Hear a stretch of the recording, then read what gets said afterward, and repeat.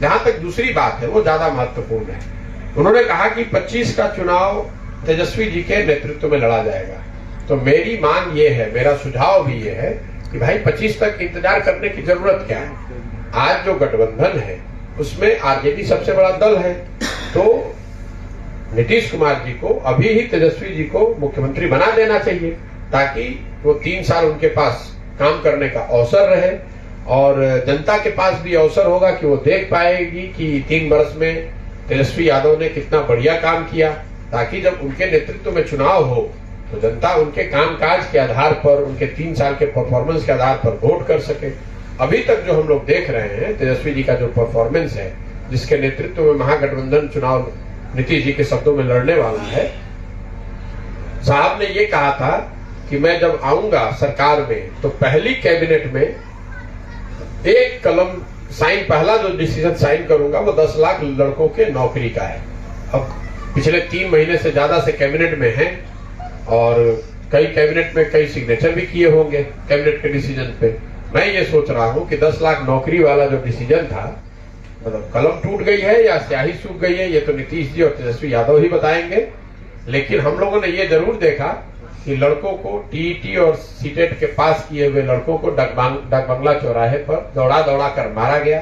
अगर आप 10 लाख लोगों को नौकरी देने की बात कर रहे हैं तो इससे आसान तो कोई तरीका ही नहीं है।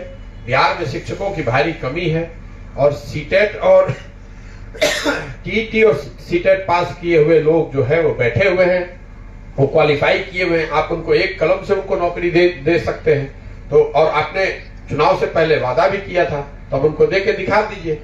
देखिए, ये झूठे वादे करना और लोगों को भ्रम में डालकर वोट लेना, इनकी ये पुरानी फितरत है। अब बिहार में सबसे ज्यादा हालत जो खराब है, ग्रामीण सड़कों की हालत खराब है।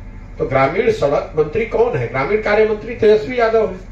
ग्रामीण सड़क मंत्री कौन है? ग्रामीण कार्य मंत्री तेजस्वी यादव है। स्वास्थ्य व्यवस्था बिल्कुल खराब है, तो स्वास्थ्य मंत्री कौन है? तेजस्वी यादव है। शिक्षा व्यवस्था, आप लोग रोज कह रहे हैं कि शिक्षा व्यवस्था बिहार में ध्वस्त है, तो शिक्षा मंत्री आरजेडी का मंत्री चंद्रशेखर जी है।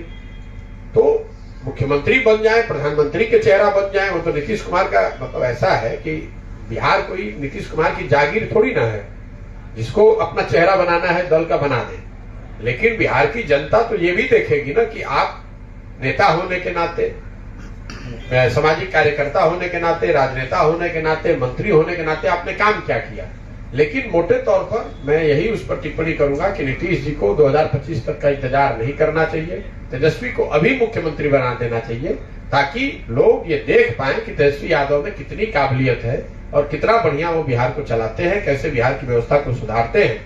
और उसके आधार पर 25 में उस पर मत पड़ेगा तो शायद नीतीश कुमार के लिए और महागठबंधन के लिए भी बेहतर होगा। एक बात तो तय है, वो नीतीश जी ने अपने बयान में भी स्वीकार कर लिया कि नीतीश कुमार के चेहरे पर और तीर छाप के बटन पर, उस पर तो कोई चुनाव जीतने वाला नहीं, वो तो दल बचेगा ही नहीं। इसलिए नहीं बचेगा कि नीतीश कुमार ने स्वयं ही मान लिया कि भाई हमारे चेहरे पे तो अब एक वोट मिलने वाला है नहीं। तो जिस चेहरे पर वो चुनाव लड़ना चाहते हैं उस चेहरे को और आगे उनको देना चाहिए, उनको जिम्मेवारी देनी चाहिए, ताकि वो जिम्मेवारी पे जनता उनको देख पाए कि तेजस्वी यादव में कितनी प्रतिभा है, कितनी क्षमता है, कितना बढ़िया वो सरकार को चला पाते हैं। मोहब्बत मंत्री कुर्सी कुमार का और जुमलेबाज छोड़ा, क्या नाम है उसका, तेजस्वी यादव, उसको तो जला दिए उधरे। अब बचा है एक कुर्सी कुमार और एक बचा है मोहब्बत मंत्री।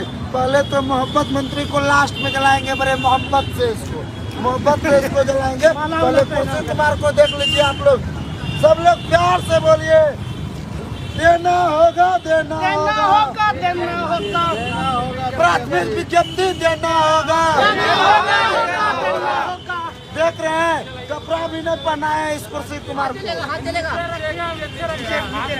दिसंबर की ठंड में कुर्सी कुमार को बिना कपड़ा पहनाए हम लोग न केवल कैंडल मार्च की यात्रा में पूरे भागलपुर में घुमाए, बल्कि बिना कपड़ों के जला भी रहे हैं। ये है बिहार के मुख्यमंत्री का हर्ष। जब वो युवाओं के साथ खेलते हैं तो युवा कुछ इस प्रकार से, बिहार के युवा आक्रोशित होते हैं और यहाँ के शिक्षक अभ्यर्थी कुछ इस प्रकार से मुख्यमंत्री को जलाने का काम कर रहे हैं, उनके पुतले को जलाने का काम कर रहे हैं। याद रखिए सुशासन बाबू, आप मेरी बात कान खोलकर सुन लीजिए। यदि इस महीने हम लोगों का प्राइमरी विज्ञप्ति नहीं आती है तो 2024 में आप प्रधानमंत्री तो नहीं बनेंगे, लेकिन बिहार में भी मुंह दिखाने के लायक नहीं रहिएगा। अभी तक 40 सीट पे हैं, 2025 में आपको विधानसभा के चुनाव में 4 सीट भी नहीं आएगा। हम लोगों का प्रण है, इसलिए इसी महीने हम लोगों का विज्ञप्ति जारी करिए और बिहार पर शासन कीजिए, नहीं तो कहाँ जाइएगा कोई ठिकाना नहीं है।